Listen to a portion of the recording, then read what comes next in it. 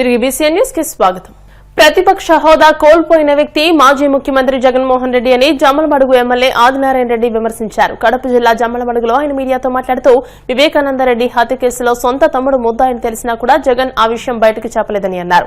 3 పార్టీలు ఏకమై జగన్ ని ఏకాకిని చేశామన్నారు. వెంట్రుక కూడా పీకలేరంటూ జగన్ చేసిన వ్యాఖ్యలకు బీజేపీ గుండు కొట్టిందని ఆయన ఎద్దేవా చేశారు. ప్రతిపక్ష నాయకుడు జగన్మోహన్ రెడ్డి హోదా కోల్పోయినాడు. 2 అని వచ్చింది. ఆయన మామూలుగా లేటెస్ట్ సినిమా పుష్ప 2 అని, బాహుబలి 2 అని, భారతీయుడు 2 అని అన్నట్టు ఆయన ఒక 2 రిలీజ్ చేసినాడు. ఎప్పుడన్నా ఎత్తుకో 30 సంవత్సరాలు నా పాలన. పోయినసారి కూడా అంతే, అంతకుముందు ఓడిపోయినప్పుడు అంతే. 30 ఏళ్ళు నా పాలన. 175/175 ఎమ్మెల్యేలు, 25/25 ఎంపీలు. పోలింగ్ తర్వాత కూడా నా ఎంట్రీగా పీకలేరు. అది స్టేట్మెంట్. నీ ఎంట్రీగా మేమెందుకు పీకుతాం? మేము మీ బీజేపీ పార్టీలో 3 కొడతాం నేరుగా.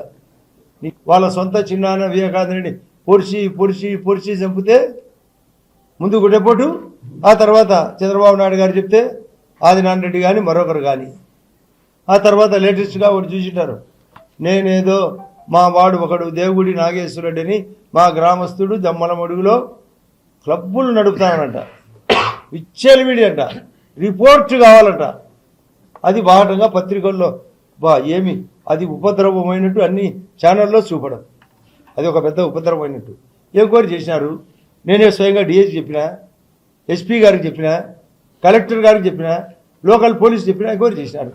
ఎక్కడైనా తప్పుంటే 1% కాదు 0.1% ఉన్నా ఆ నిర్వాహకుడు ఎవడైతే అంటున్నారో వాడిని చెప్తే కొడతాని. ఇది తప్పు లేకుంటే మాత్రం అన్నిటిలో కూడా అదే పడుతుంది. తప్పు లేని వాళ్ళు కూడా ఇష్టం వచ్చేట్టు లెటర్ సొంతం ఇవ్వడని రాశాడు. 2 అని జగన్రెడ్డి అన్నాడు. పొద్దు నాకు జగన్రెడ్డి 2 అన్నట్టు లేదు, అది జగన్రెడ్డి 2 అన్నట్టుంది. అది ఆ ఉత్తరం ఉత్తుతుంది, ఉత్పత్తిదాయకం కాదు.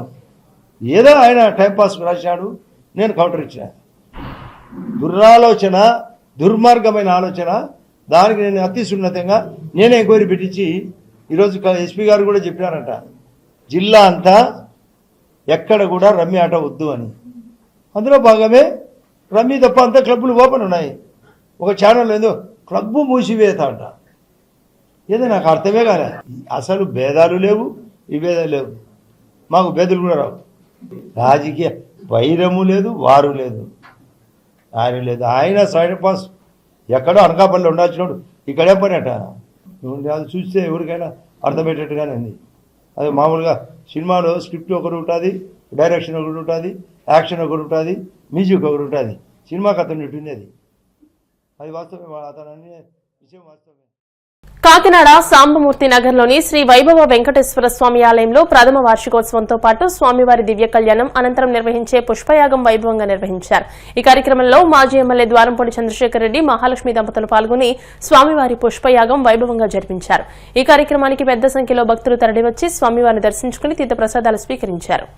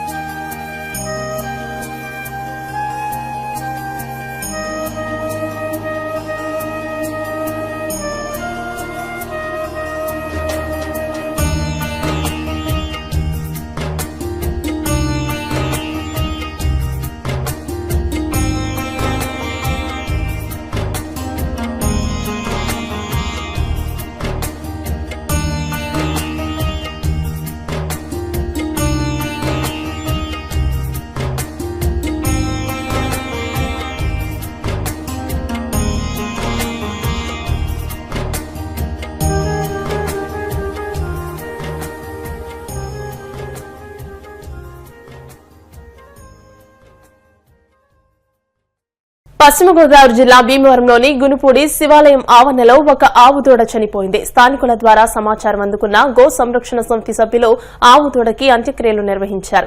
ఈ సందర్భంగా గో సంరక్షణ అధ్యకుడు సుంకరదాసు మాట్లాడుతూ రోడ్ల మీద తిరిగే ఆవులకు ఆబోతులకు అన్నం పెట్టవద్దని సూచించారు. అన్నం తినడం వల్ల అవి చనిపోయే ప్రమాదం ఉందని తెలియజేశారు. ఇప్పటికైనా అధికారులు స్పందించి మూగజీవాల సంరక్షణకు తగిన చర్యలు తీసుకోవాలని విజ్ఞప్తి చేశారు. ఈ కార్యక్రమంలో అశోక్ యాదవ్, కళ్యాణ్, డిన్ను, రేవంత్, రోహిత్ తదితరులు పాల్గొన్నారు. భీమవరం గునుపూడి శివాలయం దగ్గర ఒక ఆవు దూడ అయితే చనిపోవడం అయితే జరిగింది. దీనికి చనిపోవడం కారణం ఏంటంటే ఈ ఆవు దూడకు అన్నం పెట్టారని తెలిసింది మాకు. అన్నం పెట్టిన వెంటనే కొన్ని ఆవులు వెంటనే చనిపోతాయి, కొన్ని ఆవులు అయితే కొంతకాలం ఆగి చనిపోతాయి. మొత్తానికి వాటికి అన్నం పెట్టడం వల్ల ఇబ్బంది అయితే కలుగుతుంది. దయచేసి రోడ్ల మీద తిరిగే ఆవులకు అన్నం పెట్టకండి. మరొక విషయం ఏంటంటే మనం గోమాతగా పూజించుకునే ఈ ఆవు దూడ మన ఇళ్ల మధ్యలో చనిపోతే ఒక్కరు కూడా పట్టించుకోవడం లేదు. నిజంగా ఇది చాలా బాధాకరమైన విషయం అండి. గోజాతిని మనం గౌరవిస్తేనే మన ప్రకృతి ఏంటి అన్నీ బాగుంటాయి. దయచేసి ఈ విషయం అందరూ తెలుసుకోండి.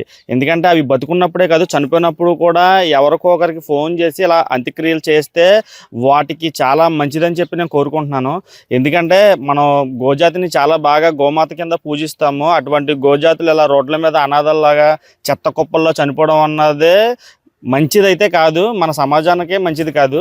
దయచేసి ఈ విషయాన్ని అందరూ తెలియజేసుకొని గోజాతిని గౌరవించమని చెప్పి, గోజాతిని సంరక్షించమని చెప్పి మరొకసారి కోరుకుంటున్నాను. స్కూల్లో పిల్లలకు విద్యాబుద్ధులు నేర్పించాల్సిన ఉపాధ్యాయుడు కీచకుడుగా మారాడు. అనకాపల్లి జిల్లా వడ్డాది ఎన్టీఎస్ పాఠశాలలో 9వ తరగతి చదువుతున్న విద్యార్థినిపై అదే స్కూల్లో ఉపాధ్యాయుడిగా ఉన్న ప్రసాద్ లైంగిక దాడికి పాల్పడ్డాడు. ఈ దారుణాన్ని బాలిక తల్లిదండ్రులతో చెప్పడంతో వారు ఉపాధ్యాయుడిని స్తంభానికి కట్టేసి చితక్కొట్టారు. పాప తమతో అంతా చెప్పిందని, ఇప్పటికైనా చేసిన నేరం ఒప్పుకోవాలని దేహశుద్ది చేశారు. ఈ ఘటనతో స్కూల్లో విద్యార్థుల భద్రతపై తల్లిదండ్రులు ఆందోళన వ్యక్తం చేస్తున్నారు. సమాచారం అందుకున్న పోలీసులు ఉపాధ్యాయుడిని అదుపులోకి తీసుకుని కేసు నమోదు చేసి దర్యాప్తు చేస్తున్నారు. మళ్ళీ 5:30కి మళ్ళీ ప్రైవేట్ డే పెట్టామండి. డే పెట్టిన తర్వాత 8 గంటలకు నాకు ఫోన్ వచ్చిందండి. 8 గంటలకు ఫోన్ వచ్చి అంటే ఆవిడ నేను వదినవుతాను, వదిన అన్నయ్య నువ్వు తొందరగా వచ్చేయండి అని అన్నదండి. ఎందుకమ్మా ఎందుకు వచ్చేయమంటున్నావు అన్నానండి. అంటేనేమో లేదు అర్జెంట్ గా రమ్మందండి అన్నది. అంటే మరి అర్జెంట్ గా రమ్మన్నదంటే పాపకి ఏమైంది నువ్వు చెప్పు అనేసి నేను అన్నానండి. ఏం కాదు మీరు అర్జెంట్ గా వచ్చేయండి అన్నదండి. అర్జెంట్ గా వచ్చేయండి అంటే చెప్పు నాకు కాళ్ళు ఆడలేదు చెప్పమ్మా అన్నాను. చెప్పమ్మంటే ఏమీ లేదు మీరు భయపడవలసిన పని లేదు, కడుపు నొప్పి వస్తుంది అన్నది. కడుపు నొప్పి అయితే నువ్వు అంత అర్జెంట్ గా నన్ను అన్నయ్యని రమ్మని అనవమ్మ నువ్వు ఏదన్నది చెప్పు అన్నానండి. అంటే నువ్వు అర్జెంట్ గా రా అంటే ఇంకా మా బాబు నేను మా ఆయన తర్వాత ఇంకో మా ఆయన అందరం కలిపి వచ్చామండి. వచ్చేటప్పటికి పాప పరిస్థితి ఎలా ఉందో తెలుసా అండి, అసలు ఇంకా హార్ట్ ఆగిపోద్దేమో అనే పరిస్థితిలో ఉంది. అలాగా జడిసిపోయి తర్వాత అలా కొంతసేపు కూర్చోబెట్టి ఆ మంచినీళ్ళు అయ్యి పట్టి అవన్నీ చేసి మేము 8:30-9 వరకు ఇక్కడే ఉన్నామండి. అప్పుడు తీసుకెళ్లామండి. తీసుకెళ్లి ఇంటికి తీసుకెళ్లేసరే ఆ శివరింగ్ తగ్గలేదండి. ఆ పాపకి శివరింగ్ తగ్గలేదు. మార్నింగ్ కూడా అలాగ మౌనంగా ఉండిపోయిందండి. అసలు ఏం జరిగిందమ్మంటే ఇలా చెప్పిందండి. ఇప్పుడు ఈ పాప చిన్నప్పటి నుంచి వాళ్ళ దగ్గరే జాయిన్ చేశాను. మరి ఇది చిన్నపిల్లే కదా, మరి అలాంటి ఆడపిల్లలు బోల్డ్ మంది ఉన్నారు కదండి. మరి ఇప్పుడు ఈ పాపకి జరిగింది అన్యాయం, ఇంకా అలాంటి పిల్లలకి అసలు జరగకూడదు కదా. అందుకని ఎంత శిక్షిస్తారో అతనికి మాత్రం భవిష్యత్తు లేకుండా చెయ్యండి. భవిష్యత్తు ఉండకూడదు. ఆ 3 స్కూల్లోనే కాదు అసలు మొత్తం అతనికి భవిష్యత్తు లేకుండా చెయ్యండి. అది మీరు ఇప్పుడు మీ అందరి ముందు చెప్తున్నాను. మీరు అది చేస్తే చాలా ఆడపిల్లలు బాగుపడినట్లుంటది. ఎందుకంటే ఇప్పుడు అతని వయసుకి ఆ పిల్ల వయసుకి అసలు వ్యత్యాసమే లేదు. అతని పిల్ల పాప బాబుని ఈ పిల్లతో చదువుకుంటున్నారట. మరి అతనికి ఎంత ఇంకిత జ్ఞానం ఉందో, అతను మాస్టరేనండి. అందుకనే మీరు మాత్రం ఏం చేస్తారో తెలీదు. ఇప్పుడు నా పిల్లనే కాదు ప్రతి ఆడపిల్లకి. వార్తలు ముగించే ముందు ముఖ్యాంశాలు మరోసారి.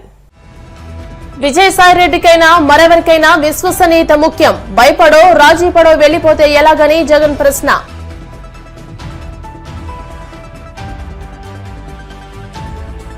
విశాఖలో అన్నా క్యాంటీన్ వద్ద సందడి చేసిన చిత్ర బృందం, అన్నా క్యాంటీన్ లో భోజనం చేయడాన్ని మర్చిపోలేనన్న అమ్మ రాజశేఖర్.